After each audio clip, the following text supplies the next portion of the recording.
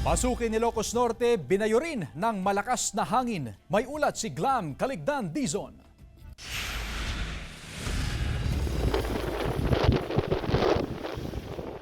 Binayo ng malakas na hangin ang ilang lugar sa bayan ng Pasukin sa Ilocos Norte dahil sa bagyong Marce.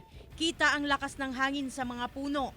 Apektado rin ang ilang maliliit na sasakyan dahil tila itinutulak ng malakas na hangin. Malalakas din ang hampas ng alon sa dagat.